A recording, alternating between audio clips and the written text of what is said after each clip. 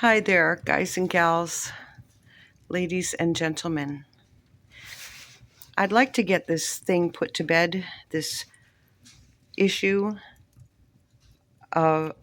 between myself and an internet personality, a YouTube personality. I'd like to get it put to bed. I want to explain to you some things so you understand me. This post that was put out last night on Facebook was not written by me. It was written by an acquaintance of mine who felt much better after she wrote this. And I approved it, but I was shocked by the difference in how everyone felt about these words and things. I was very touched and of the words of people who know me personally and who have spent time living in my home on the other side of my two-family house. And you know who you are, and you are the golden people. You are the wonderful people from South Africa. And I will always feel this way about you. And there is also Jacob, my admin. And I thank you, Jacob, for your kind words. But I was quite shocked at those people who said this was divisive or spread misinformation, or that I was wrong and he was right, or whatever.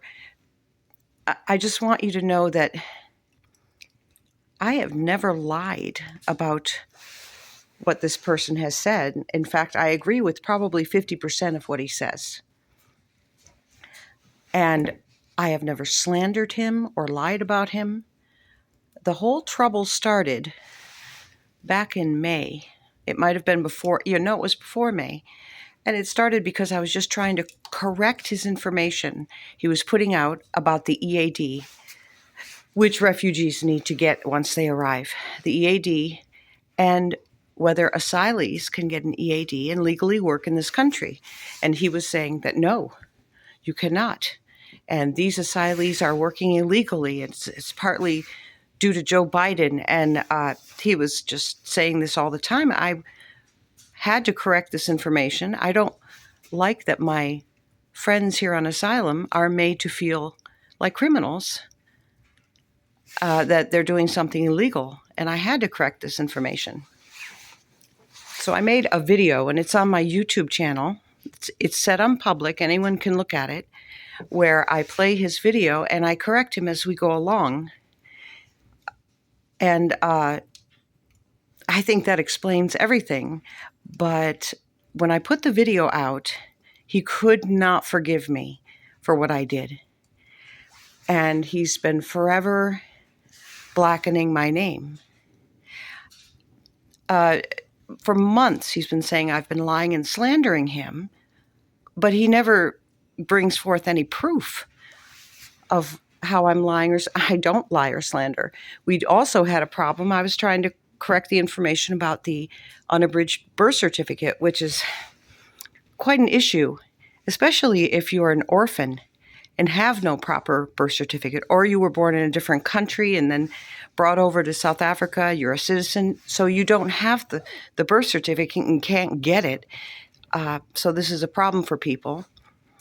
And one of the first 59 was a grandma in her 50s, and she came over to the U.S. with no birth certificate at all. I spoke to her daughter personally.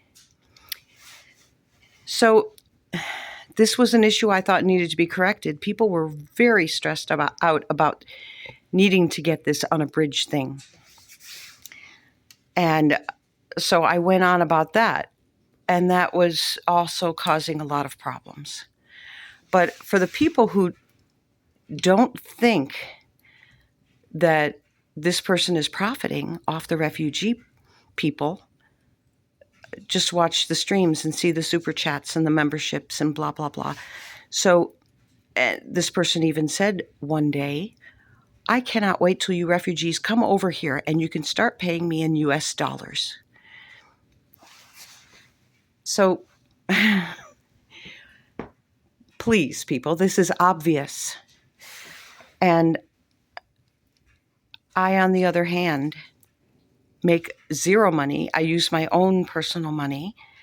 I've used my own personal property to benefit the South Africans, and I'm just not able to raise funds yet because of the IRS not listing my company. But back after I had assisted South Africans in my home who were asylees,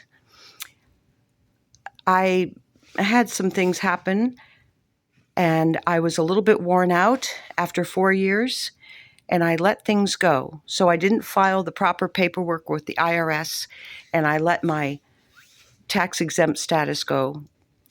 And I have since resurrected it with the same number, but it won't show my new company name. Yeah, both of my brothers died unexpectedly. Well, one was kind of expectedly, but not really. And I just took a break for a couple of years. But when I saw this EO that President Trump signed, I knew that I had to start something to give people information. I just am really a psychopath about the right information. It doesn't mean I'm always correct. At the very beginning of this program, I stated that the U.S. government will take people in line of how they applied or sent the email or whatever. That wasn't true at all. That was very foolish of me to say that. This program is very unorganized, and you can't rely on any timeline at all. But I'd like this issue to die, and I'd like all the people who are my naysayers that are in the group to please come up with proof that I've ever lied or slandered this person, because I have not. It's never happened. When I first started watching this person's YouTube videos, I was impressed with a lot of things about him. And the fact is, he does kind of look like my father, who I love dearly. So there was that extra thing there. But I am a psycho about proper information. So we've butted heads, and he just won't let it go. And I am in no danger of being sued or anything like that. Not at all. I just wanted you to know me a little bit better, and I want you to bring forth some proof that I've ever lied or slandered. I just don't do that. And I wouldn't want people to do it about me. But it's been happening for months.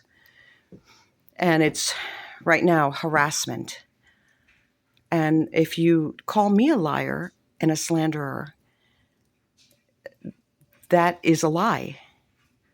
And when you defame me, you're also defaming my company, which is just a tiny little struggling thing that can't make any money yet or get donations. But we hope that this will change very soon. And he's not helping anything when he won't let this go, when he's obsessive about this with no proof. He never brings forth any proof that I've ever lied or slandered him. Okay, I had to clear this up. Let's let it go now. And if you have proof that I've lied or slandered, please bring it forward. Thank you.